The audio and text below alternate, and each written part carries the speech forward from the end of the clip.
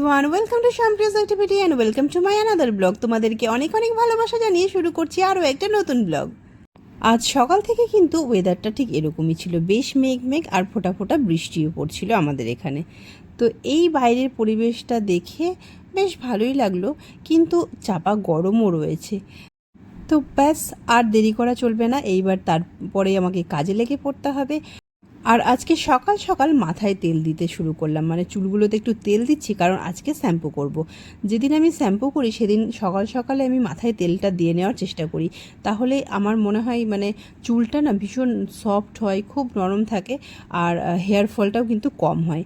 আমি কোনো রকম কোনো কন্ডিশনার ইউজ করি না, মানে একেবারে করি না বললেই চলে। খুব কম সময় হয়তো আমি করে থাকি কন্ডিশনারটা ইউজ, বা আমি কোনো সিরামও ইউজ করি না আমি চুলে। আর এই তেলটা আমি ছোট্টবেলা থেকেই ইউজ করি, মানে এই শালিমার নারকেল তেলটাই ইউজ করি, আর অন্য কোনো রকম তেল আমি ইউজ করিনি আর কখনোই করিনি। মানে বাজারে বিভিন্ন কোম্পানির বিভিন্ন ধরনের জিনিস পাওয়া যায়, আমি কখনোই করিনি, কিন্তু আমার সেইভাবে কিন্তু হেয়ার ফলের সমস্যাটাও কোনো দিন হয়নি। মানে অনেকের বেবি হয়ে যাওয়ার পর হেয়ার ফলের সমস্যা হয়, আমার এখনও অবধি সেরকম ধরনের কোনো সমস্যা নেই। হ্যাঁ, যেটুকু চুল আঁচড়ালে তো ন্যাচারালভাবে কিছু চুল তো পড়বেই, সেটা তো স্বাভাবিক ব্যাপার, তাই বলে মানে অতিরিক্ত পরিমাণে কখনোই হয় না। তো যাই হোক, সকালবেলা আমি তেলটা দিয়ে দিলাম আর তারপরেই একদম কাজে লেগে পড়লাম। ঘরটরগুলো ঝাঁটিয়ে নিচ্ছি এখন, কারণ তেলটা দিয়ে রেখে দিলে অনেকটা সময় থাকবে সকাল সকাল, ওই জন্যই আমি দিয়ে দিলাম, তাহলে মানে চুলের মধ্যে ভালো মতন যাবে আর কি। আমি তবুও আজকে ভালো মতন লাগাতে পারিনি তেলটা, কারণ হচ্ছে অন্যদিন একটু সময় নিয়ে করি, বা তেলের মধ্যে অনেক সময় অনেক কিছু মেশাই, সেটা আবার কোনো একদিন দেখাবো আর কি দিই। আজকে বেশি তাড়া ছিল বলে কোনো রকমে আমি লাগিয়ে নিলাম, নাহলে অন্যদিন ভালো করে স্ক্যাল্পেও লাগাই। তো তাই জন্য এবার হয়ে গেল। ঘরটরগুলো একটু ভালো করে দেখলাম হালকা হালকা ঝুল রয়েছে এদিক ওদিক, তাই একটু একেবারে ঝাঁটানোর সময় ঝাঁটিয়ে নিলাম। তো ঘরের বাড়ির কাজকর্ম ওদিক মোটামুটি সেরে তারপরে চলে এলাম রান্নাঘরে। আর আজকে একটা স্পেশাল জিনিস আমি বানাবো, তাই এটা হলো মটর ডাল। মটর ডালটা আমি সবার আগে ভিজিয়ে দিলাম রান্নাঘরে যাওয়ার পরে। আর এখানে নিয়ে নিয়েছি কলাগুলো এখন মানে খোসা পুরোপুরি ছাড়াচ্ছি না, মানে একটু একটু করে আর কি, যেগুলো মোটা মোটা জায়গাটা থাকে সেইখান থেকে একটু খোসা ছাড়িয়ে নিচ্ছি, আর তারপর দেখো খোসা সমেতই আমি কেটে নিচ্ছি। অনেকে হয়তো বুঝতেই পারছো আমি কী বানাবো। আজকে আমি বানাবো হচ্ছে কাঁচকলার কোপ্তাকারি। তো সেটাই তোমাদের সঙ্গে শেয়ার করব যে আমি আজকে কিভাবে বানাবো। যেহেতু আমাদের বাড়িতে নিরামিষ চলছে এখন, সেই জন্য এখন নিরামিষ প্রত্যেক দিন কী বা খাওয়া যায়, কী বা করা যায়, তাই জন্য ভাবলাম যে চলো একটু অন্যরকম কিছু করা যাক, তাহলে সবাই একটু খাওয়াও যদি হয় ভালো মতো। তাই প্রথমেই আমি কলাগুলো কেটে নিলাম, আর তারপরে কেটে নিচ্ছিলাম দুটো আলু কেটে নিলাম। টোটাল 3টে কলা নিয়েছি আর 2টো আলু নিয়েছি। তো সেগুলোই আমি এখন রেডি করে নিয়েছি, আর সেটা এখন আমি মানে সিদ্ধ করার জন্য দেবো আর কি। তো প্রথমে 2টো কলা কেটেছিলাম, তারপর ভাবলাম যে মনে হয় হবে না, তাই জন্য আরও একটা কেটে দিলাম, তো 3টেই দিয়ে দিলাম। তো ব্যাস কাটা কমপ্লিট, এবার আমি ওটাকে দেবো সিদ্ধর জন্য। আর তার আগে ওদিকে আবার সোয়াবিনও হবে, তো মা সোয়াবিনটাও করবে, সেই কারণে আমি আবার সোয়াবিনের জন্য আবার একটু আলু কেটে দিচ্ছিলাম। সেটাও ভাবলাম যে তাহলে রেডি করে দিই একবারে, মানে যতটা আর কি করা যায়, তো সেটাই করছিলাম এখানে। আর আমার কোপ্তাকারির রেসিপিটা আজকে তো তোমাদের সঙ্গে শেয়ার করছি, তোমরা কিন্তু অবশ্যই জানিও যে তোমরা মানে কে কে করো বা কেমনভাবে করো, সেটাও আমাকে জানিও। যদি আমার কোথাও ভুল হয় বা তোমাদের কাছে অন্যরকম কোনো পদ্ধতি থাকে, সেটা জানলে আমার সুবিধা হয়, নেক্সট টাইম সেরকমভাবে ট্রাই করব। তো আমি এখানে প্রেশার কুকারে দিয়ে দিয়েছি আলু আর কলাটা একসঙ্গে, নুন আর হলুদ দিয়ে, আর তার সঙ্গে একটু জল দিয়ে এবার আমি সিদ্ধ বসিয়ে দেবো। এটা সিদ্ধ হতেই ওদিকে আমি ভাবলাম যে সোয়াবিনটা হালকা মানে গরম জলে ফুটিয়ে নামিয়ে নিয়েছি, আর তারপর ভালো করে ওটাকে ধুয়ে ওর ফেনাটা পুরো বার করে দিয়ে এইভাবে চিপে নিই। তো এটা করলে মানে সোয়াবিনের একটা গন্ধ থাকে, তো সেটা কেটে যায়, তো ভালো হয় আর কি। নিরামিষ সোয়াবিন করলেও মানে টেস্টি করার জন্য আর কি এটা করা যেতে পারে। তো সোয়াবিনটা মা করবে, আমি শুধু গুছিয়ে দিচ্ছি। সোয়াবিন আলু কেটে দিয়েছি, আর এখানে আমি সোয়াবিনের মশলাটা করে দিচ্ছি। আর তাছাড়া ডাল তো হয়েছে, আর তার সঙ্গে আজকে কচুর শাকও হবে। তো আমি এখানে এখন সোয়াবিনের মশলাটাকে রেডি করে দিচ্ছি। ওদিকে আমার প্রেশার কুকারে বসানো রয়েছে আমার কলা আর আলুটা, ওটা এদিকটা গুছিয়ে দিয়ে তারপর ওটার জন্য মশলা রেডি করব। তো হয়ে গেল আমার ওদিকের মশলা রেডি। আর এখানে আমি এখন যেই মশলাটা করব সেটা হচ্ছে মানে কোপ্তাকারি মশলাটা করলাম, আদা লঙ্কা আর টমেটো দিয়ে কোপ্তাকারি মশলাটা করে রাখলাম। আর তার সঙ্গে যে ডালটা, সেই ডালটাও আমি পেস্ট করে নিলাম। আর এখানে গরম প্রেশার কুকার থেকে নামিয়ে নিয়েছি কলা আলুটা, খোসা ছাড়িয়েও নিয়েছি। আর তার সঙ্গে এটাকে ভালো করে চটকে নিলাম। আর এবার এর মধ্যে অ্যাড করলাম নুন, হলুদ, এরপরে দেবো হচ্ছে একটু জিরে গুঁড়ো, ধনে গুঁড়ো, আর একটু দিয়ে দিলাম লঙ্কার গুঁড়ো।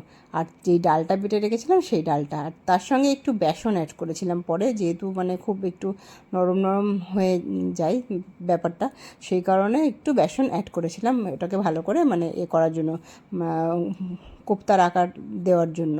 তো এখানে গোল করে একদম গোল গোল করেই করছিলাম আর কি, মিডিয়াম সাইজ করেছি, খুব বেশি বড় করিনি আর খুব বেশি ছোটও না। তো এখানে আমি একটা একটা করে রেডি করে নিচ্ছিলাম। ওটাই একটু মানে অনেকটা সময় লাগছিল আজকে, যেহেতু অনেকটাই ছিল। আর এই কোপ্তাটা প্রথম আমি আমার বড়দির হাতে খেয়েছি, আমার তো তখন দিদির হাতেরটা দারুণ লেগেছিল। জানি না দিদির মতো আজকে করতে পারবো কি না, তবে দিদির বাড়িতে গিয়ে প্রথম দেখেছি করতে, তাই জন্যই আজকে আমিও দিদির থেকেই আর একটু শুনে নিলাম। আর তারপরেই এটা অ্যাপ্লাই করলাম যে চলো আমিও আজকে করি। দিদিকে বললাম যে নিরামিষ করছি, তাহলে কেমন করে করব। তো দিদি বলে এভাবে কর, আশা করি ভালো লাগবে। তো এখন সবটাই নিজের ওপরে। তো যাই হোক করছি, এখন দেখা যাক। আর দেখো, কাজ করতে করতে কিন্তু নিজের যত্নটাও রাখতে হবে। যেই গরম পড়েছে তার মধ্যে তো জলটা খেতেই হবে, তাই জন্য কিন্তু জলটা খেয়ে নিলাম। তাই যদি নিজেকে ভালো না রাখতে পারি, তাহলে আর বাকি সবাইকে কী করে দেখাশোনা করব। সো ভালো তো নিজেকে রাখতেই হবে। তো চলো, এই তোমাদের সঙ্গে কথা বলতে বলতে আমার এদিকে কোপ্তাটা ভাজাও হয়ে গেল। এইভাবে সবগুলো ভেজে নিচ্ছি। আর তারপরেই আসল রান্নাটা ব্যাস হয়েই এসছে, আর কিছুই না। এরপরে একটু মশলাটা কষিয়ে দিয়ে দেবো, তাহলে হয়ে যাবে। আর আমি আলুটা প্রথমে ভাজতে ভুলে গেছিলাম আর কি, আলুটা পরে অ্যাড করেছি, মানে আলুটা যে দেবো সেটা ভুলে গেছিলাম। তো আলুটা ভেজে নিলাম আবার পরে। তো এখানে দেখো তেলের ওপর একটু গরম মশলা, জিরে আর তেজপাতা ফোড়ন দিয়েছিলাম, আর তারপরে মশলাটা দিয়ে কষিয়ে দিলাম। আর একটু ধনে গুঁড়ো, জিরে গুঁড়ো এখানেও অ্যাড করে দিলাম। আর তার সঙ্গে দিলাম এখানে একটু লাল লঙ্কা দিয়েছি, মানে তার সঙ্গে কাশ্মীরি লঙ্কাও দিলাম। লাল লঙ্কাটা দিতে ভয় পাচ্ছিলাম অ্যাকচুয়ালি, কারণ ওই গুঁড়ো লঙ্কাটা তো খুব একটা খাই না আমরা, সেই কারণেই। আর বেশি ঝাল হয়ে গেলেও মানে বাবা খেতে পারবে না, বেশি ঝাল হয়ে গেলে পছন্দ করে না বাবা, সেটাই। তাই একটু ভয়ে ভয়ে অল্পই দিয়েছিলাম আর কি। তো এখানে মোটামুটি আলুটা দিয়ে একটু কষিয়ে নিয়ে জল তখন মানে যখন ফুটে গেছে জলটা ভালো মতো, তারপরে আমি বড়াগুলো দিয়ে দিয়েছিলাম। আর ব্যাস মোটামুটি রেডি। আর এবার আমি দেবো একটু উপর থেকে গরম মশলা, তারপরেই নামিয়ে নেব। ব্যাস, আমার কাঁচকলার কোপ্তাকারি কিন্তু একদম রেডি। তোমাদের কেমন লাগলো আজকে আমার কাঁচকলার কোপ্তার রেসিপি অবশ্যই জানিও কিন্তু। ওদিকে কাজ চটপট শেষ করে চলে, যেহেতু মাম্মা এতক্ষণ ঘুমোচ্ছিল, তো মাম্মাকে তো স্নান টান করানো হয়নি, তো এখনও ঘুমোচ্ছে, তাই জন্য ওদিকে স্নান করানো বাকি, তারপর ওদিকে আমার ঘর মোছাও বাকি আছে, আর কয়েকটা জামাকাপড় আবার জমে গেছে, সেগুলো ধুয়ে দেবো। তো চটপট এদিকে তার জন্য ঘরটা মুছতে চলে এলাম। তো এখানে ঘরটা মুছে নিয়ে তারপরে মাম্মাকে আবার স্নান করাবো। তো এমন সময় ওর পাপার সঙ্গে আবার ও বেরিয়ে গেল। পাপা একটু একটা জায়গায় গেল কিছুক্ষণের জন্য, সেখানে নিয়ে গেল, বললো তাহলে তুমি কাজগুলো সেরে নাও, তারপরেই বরঞ্চ আমি নিয়ে আসি। তো আজকে মাম্মার স্নান করতে একটু দেরি হয়ে গেছিলো, তো তারপর ওকে স্নান টান করিয়ে দিয়েছি। আর তারপরে আমিও স্নান সেরে নিলাম, আর স্নান সেরে আমি একটুখানি ধূপ দেখিয়ে দিলাম। তো আমি যেটা করি আর কি, প্রত্যেক দিনই স্নানের পরে এটা করি, তো সেটাই করছিলাম। এটা কখনও তোমাদের সঙ্গে শেয়ার করিনি, তাই ভাবলাম আজকে শেয়ার করেই দিই। স্নান করে চলে এলাম, আর একটু পুজোটাও দিয়ে নিলাম, মানে একটু ধূপ দেখায় আর কি স্নান টান করে, এটাই। আর এমনিতে তো পুজো টুজো সব শাশুড়িমাই করে, সকালবেলা হয়ে গেছে, সেটা মন্দিরে আলাদা। আর এমনি স্নান করে আমি পরে দেখিয়ে নিই একবার আমার ঘরেই শুধু। আর চুলটা যেহেতু হচ্ছে শ্যাম্পু করেছি, তো বাইরে থেকে চুল টুল আশ্রেও নিয়েছি, একেবারে হয়ে গেছে। আর সিঁদুরটাও পরা হয়ে গেছে, এবার শুধু একটা টিপ পরবো, আর তারপরেই খাওয়া দাওয়া করতে হবে। মাম্মাকে খাওয়াবো, কিন্তু ও আজকে খেয়েছে একটু আগেই, মানে একটু ওর পাপার সঙ্গে অল্প কিছু খেয়েছিল, তাই জন্য মানে ওর অতটা এখন খেতে চাইবে না, খিদে নেই, সেই জন্য ওকে আর খাওয়ানোর তাড়াটা নেই। তাই ভাবলাম যে তাহলে আমরা দেখি কী বলে হাজব্যান্ড, যে আমরা আগে খাবো না, মেয়েকে আগে খাওয়াবো। খেতে চাইবে না বলে একটু সময় নিতেই চাইছি, ওই জন্য আমরা খেয়ে নিই, তারপর ওকে আবার খাওয়াবো। তো চলো খাওয়া দাওয়া করে পরে আবার দেখা হচ্ছে তাহলে বিকেলে। টাটা। এখন সোয়াবিন দিয়ে খেলাম, এবার খাবো কোপ্তাকারিটা, দেখি কেমন হয়েছে। এখনও আমার বর খেয়েছে যখন হয়ে গেছিলো, বললো যে হ্যাঁ ভালোই হয়েছে।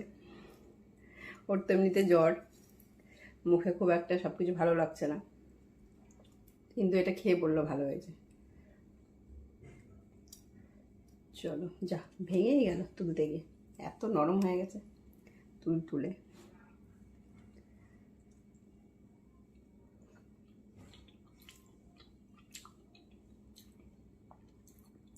দারুণ হয়েছে খেতে, সত্যি ভালো হয়েছে।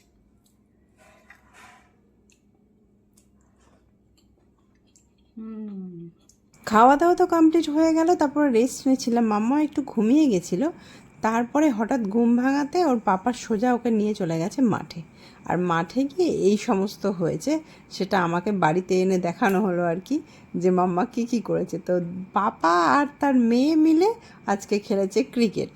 তো দেখতেই তো পাচ্ছ কত সুন্দর তারা খেলেছে, আর কি আনন্দটাই না হয়েছে আমার মাম্মার।